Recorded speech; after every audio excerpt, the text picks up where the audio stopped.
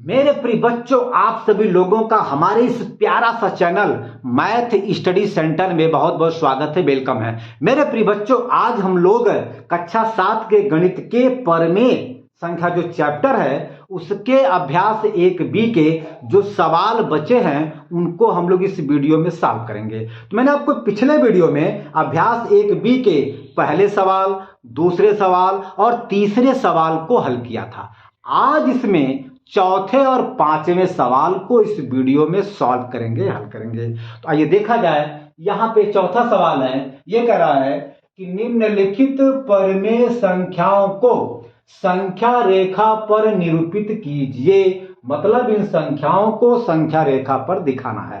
तो आइए हम लोग सबसे पहले जो का वाला सवाल है इसको हम लोग संख्या रेखा पर दर्शाते हैं, अर्थात 3/4 को हम लोग संख्या रेखा पर दर्शाते हैं। तो देखा जाए बेटा, हम लोग सबसे पहले यहां पे लिखेंगे हल।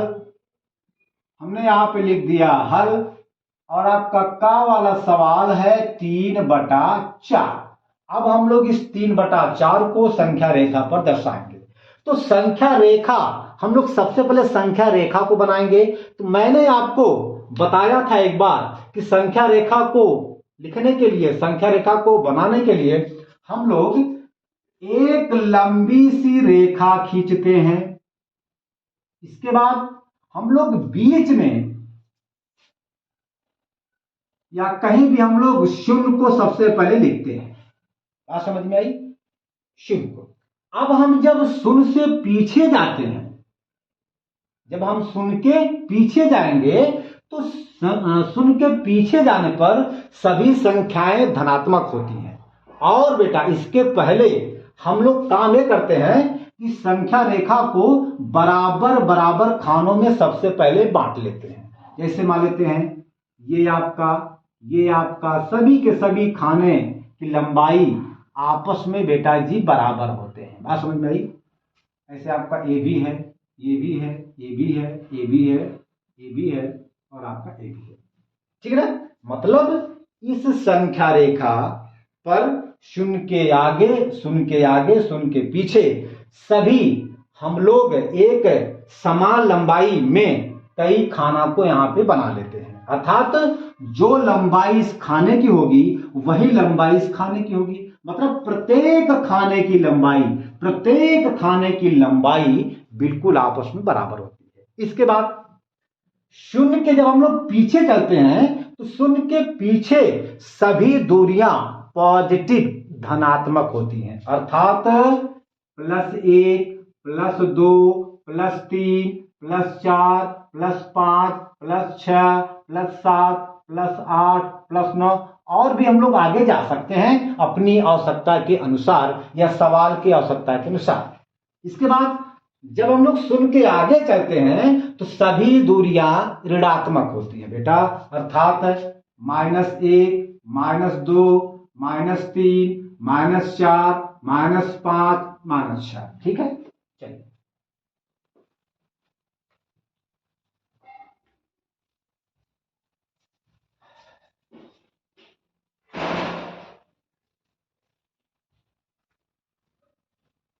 ठीक है बेटा जी। अच्छा, अब हम लोग जो है, अब देखिए, अच्छा अब आप कहेंगे सर यहाँ पे आपने प्लस नहीं लिखा है। अरे बेटा जी, यहाँ पे प्लस छिपा होता है। आप चाहो तो यहाँ पे प्लस प्लस प्लस लिख सकते हो।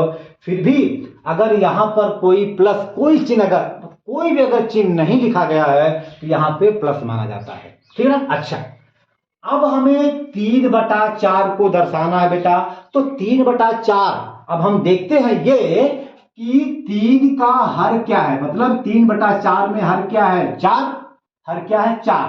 अब हम लोग इसी 4 से शून्य के आगे, शून्य के पीछे 4 से भाग देंगे। तो भैया /4, देखिए भाग का मतलब बटा, बटा का मतलब भाग, वही बात है। /4, /4, /4, /4, /4, /4 और हम लोग यहां भी शून्य के आगे भी हम लोग 4 से भाग देंगे। अर्थात हम लोग शून्य के आगे पीछे, है ना, हम लोग 4 से भाग देंगे। ठीक है ना?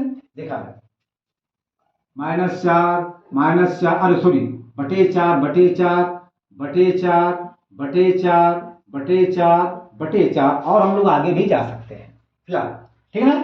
अब आप हमको ये बताइए कि हमें प्लस, देखिए यहां पे 3 और 4 का चिन्ह प्लस प्लस है, अर्थात 3/4 प्लस है। तो हमको ये बताइए इस रेखा पर कहां पर 3/4 है।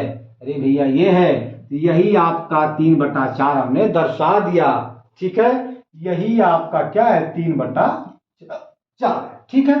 तो ऐसे आपको सबको दर्शाना है। बस ध्यान देंगे जैसे यहां पे 3/5 है, ठीक है ना, क्या है, 5 है। तो अब हम लोग ऐसे संख्या रेखा को बनाएंगे।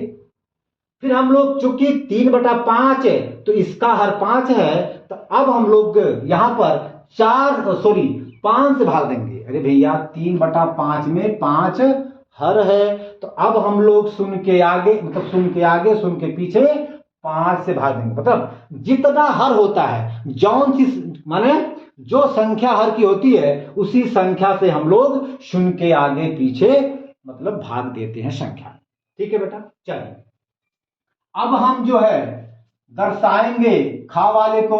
तो खा में है भैया 3/5, ठीक है।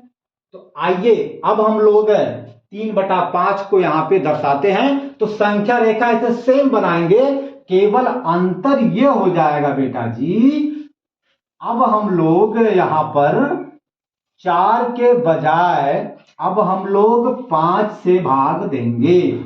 4 के बजाय अब हम लोग शून्य के आगे पीछे 5 से भाग देंगे। तो आपका बेटा जी हो जाएगा 5 5 5 5 5 5 5 5, यहां भी 5 5 5 5 5 5, ठीक है ना। अच्छा अब आप कहेंगे सर आप यहां पे नहीं भाग दिए। अरे भाई दे सकते हैं भाग।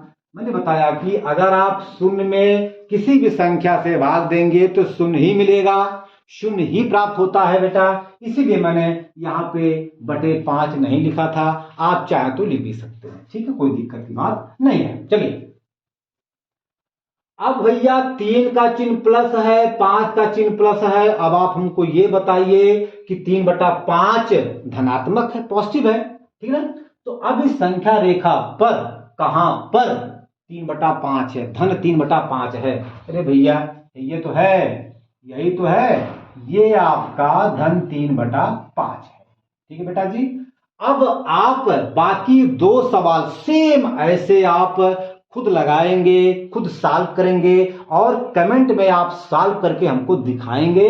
अब हम जो है 5वां सवाल यहां पे सॉल्व करेंगे, ठीक है। देखा है, इसको मिटा दें।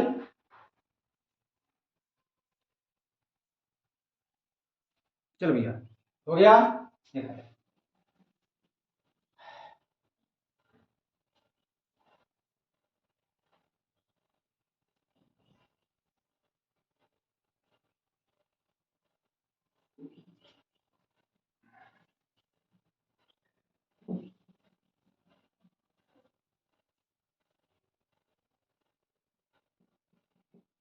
पांचवा सवाल है, निम्नांकित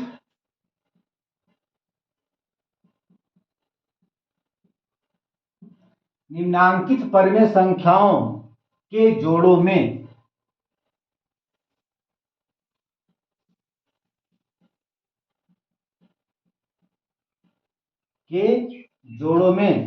कौन असमान है, कौन असमान है, ठीक है। आपका जैसे का वाला है,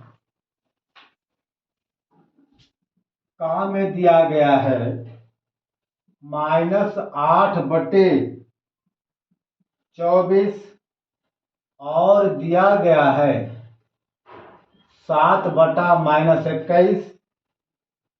खा में दिया गया है -15/20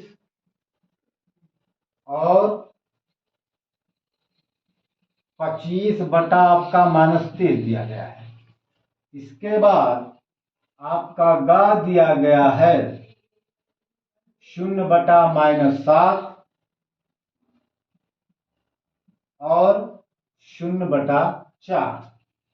घा दिया गया है आपका -6/10 और 9/-15।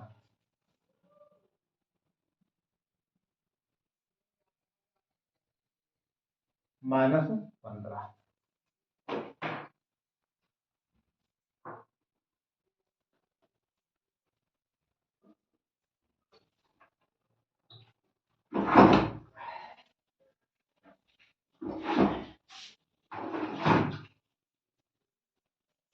ये आपका दिया गया है,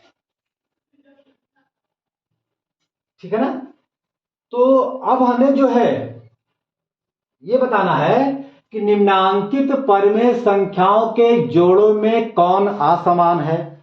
हमने इसके पिछले सवाल में पढ़ा था, पिछले वीडियो में पढ़ा था कि कौन कौन समान है।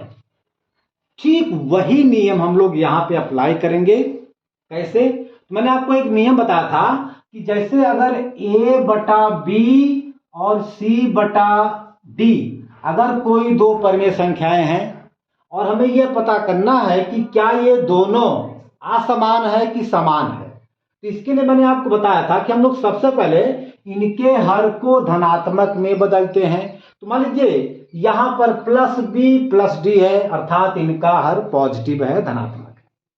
करते क्या है, अब हम लोग तिर्यक का गुणा करते हैं, मतलब a का गुणा करेंगे d में, b का गुणा करेंगे c में, तो हो जाएगा आपका AD और BC।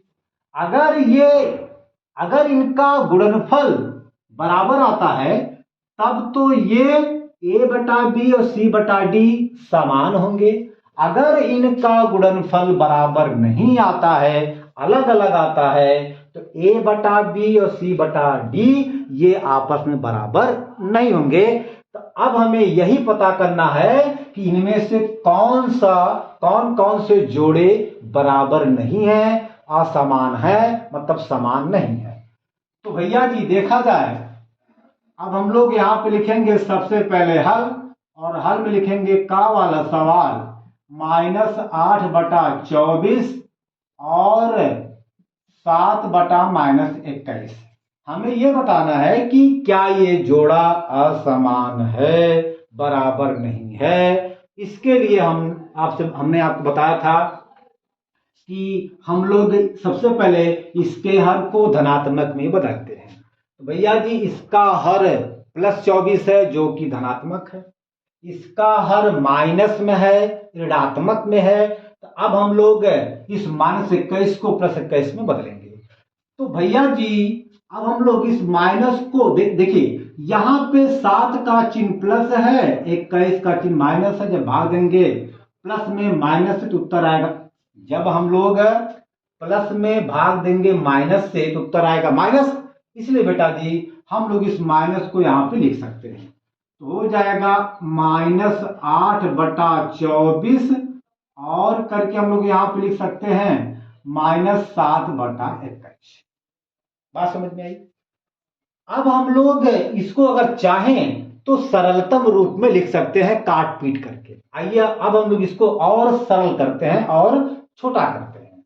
तो देखा जाए ये 8/24, ये दोनों 8 से कट जाएंगे, मतलब 8 8 से कट जाएगा, 24 भी 8 से कट जाएगा। आइए काटा जाए तो 8 कम 8, 8 3 24 बेटा हो जाएगा -1/3 और आपका ठीक। इसके बाद 7/21 है, तो ये 7/21 ये दोनों 7 से कट जाएंगे, मतलब 7 7 से कट जाएगा, 21 भी आपका 7 से कट जाएगा, तो हो जाएगा माइनस, देखिए 7 कम 7 और 7 3 21, मतलब -1/3।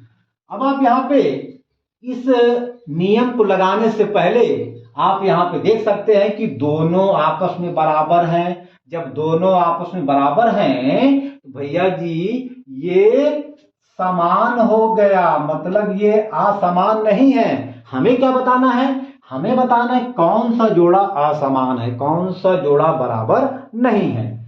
ये तो आपका समान है, ठीक है ना। आप चाहें तो इस नियम को यहां पे लगा सकते हैं। कैसे? चलिए, तिर्यक का गुणा करेंगे तो 1 का चिन्ह माइनस, 3 का चिन्ह प्लस है। जब गुणा करेंगे माइनस का प्लस में तो उत्तर आएगा माइनस, और जब 3 का गुणा करेंगे 1 में 3 एकम 3 बेटा। इसी प्रकार 3 का चिन्ह प्लस है, 1 का चिन्ह माइनस है। जब गुणा करेंगे प्लस का माइनस में उत्तर आएगा माइनस, और जब 3 का गुणा करेंगे 1 में 3 एकम 3। आप देख सकते हैं कि दोनों आपस में बराबर, मतलब -3 ये आपस में बराबर है, इसलिए ये आपका बराबर है, समान है। तो चाहे आप, क्योंकि यहाँ पे डायरेक्ट हमने देखा कि ये दोनों आपस में बराबर हैं, हमने इसलिए इस नियम को लगाने से पहले हमने ये बता दिया कि ये जो है समान है। अब हम ख की बात करेंगे तो आप इसको नोट कर लीजिए। ये हो गया, इसको मिटा दें। चलिए, अब हम खा की बात करते हैं बेटा जी। तो यहां पे -15/20 और 25/-30 है। हमें यह बताना है कि क्या ये जोड़ा असमान है। तो भैया जी आइए हम लोग इस सवाल को सबसे पहले सरलतम रूप में हल कर देते हैं और आसान हो जाएगा, क्योंकि बेटा ये आपस में कर सकते हैं। कैसे? देखिए, ये जो 15/20 है ये 5 से कट जाएगा। 15 5 से कट जाएगा, 20 भी 5 से कट जाएगा, 25 भी 5 से कट जाएगा, 30 भी 5 से कट जाएगा। तो काटा जाए तो 5 तिहाई 15, 5 चौके 20 हो गया बेटा जी -3/4, और आपका हो जाएगा 5वां 25, 5 छक्का 30 माइनस। देखिए हमने आपको बताया था कि समान है कि असमान है, दो परिमेय संख्याएं आपस में समान है कि नहीं समान है, इसको बताने के लिए और इस नियम को लगाने के लिए मैंने आपको बताया था कि हम लोग सर्वप्रथम सबसे पहले हम लोग हर को धनात्मक में बदलते हैं। तो चूंकि बेटा जी 20 का चिन्ह क्या था? प्लस, तो ये आपका ये प्लस धनात्मक है, मतलब ये आपका ये हर जो 20 है ये क्या है? ये आपका धनात्मक है। ये -30 है तो ये -30 अर्थात ये क्या है? ऋणात्मक है।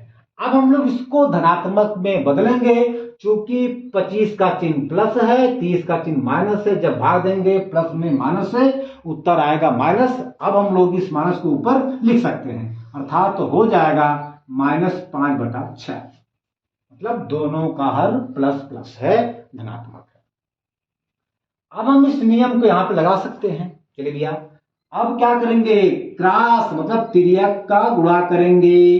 तो भैया 3 का चिन्ह माइनस, 6 का चिन्ह प्लस, गुणा करेंगे माइनस का प्लस में तो उत्तर आएगा माइनस, और जब 6 का गुणा करेंगे 3 में 6 त्रिक 18।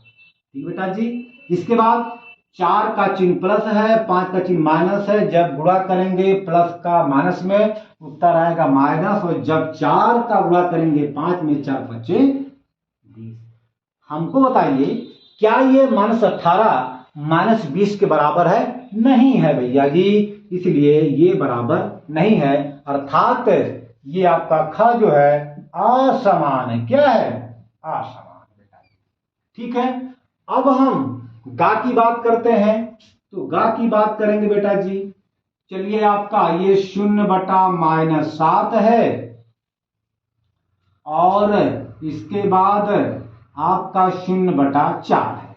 हमें बताना है कि क्या ये आपस में असमान है। देखा जाए तो मैंने आपको बताया था कि हम लोग असमान है कि समान है, इसको बताने के लिए और इस नियम को लगाने के लिए मैंने आपको कई बार बताया कि हम लोग दिए गए परिमेय संख्या के हर को धनात्मक में बदलते हैं। अगर वो धनात्मक में नहीं है तो सर्वप्रथम अर्थात सबसे पहले ही हम लोग उस परिमेय संख्या के हर को धनात्मक में बदलते हैं।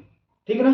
तो आप यहाँ पे देख सकते हैं कि इसका हर -7 है, अर्थात धनात्मक में नहीं है, क्या है? ऋणात्मक में है। तो सर्वप्रथम सबसे पहले हम लोग इसी को धनात्मक में बदलेंगे।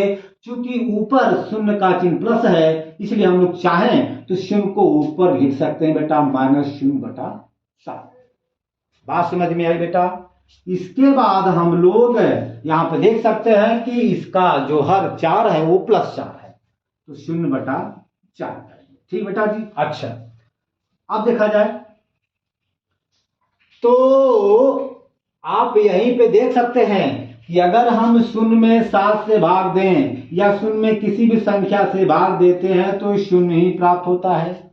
इसी प्रकार शून्य में देखिए, इस नियम को लगाने से पहले हम लोग यहाँ पे जब ऊपर शून्य दिया है तो हम लोग शून्य में जब भाग देंगे 4 से या 7 से तो उसका मान शून्य ही आएगा। तो जब हम लोग शून्य में भाग देंगे 4 से तो क्या आएगा? 0। अरे भाई, शून्य में जब हम 4 से भाग देंगे तो उत्तर क्या आएगा? 0। 0 बराबर 0, अर्थात ये क्या है? आपस में बराबर है, मतलब ये समान है। ठीक है ना। तो चाहे तो आप इस नियम से इसको लगा सकते हैं, चाहे ऐसे लगा सकते हैं। चलिए, अब ये घा वाला सवाल हम आपको दे रहे हैं होमवर्क के रूप में। अब आप इस घा वाले सवाल को खुद लगाएंगे, कमेंट में बताएंगे। ठीक है ना। तो मेरे प्रिय बच्चों, अब अभ्यास 1B का सवाल टोटल का टोटल समाप्त हो रहा है। अब हम अभ्यास 1C के सवाल को अगले वीडियो में सॉल्व करेंगे, लेकिन उससे पहले हम कुछ महत्वपूर्ण, कुछ इंटरेस्टिंग, कुछ रुचिकर नियम, ट्रिक को बताएंगे। फिर हम लोग उसी ट्रिक के अनुसार, उसी सवाल के अनुसार हम लोग अभ्यास 1C के सवाल को सॉल्व करेंगे। धन्यवाद।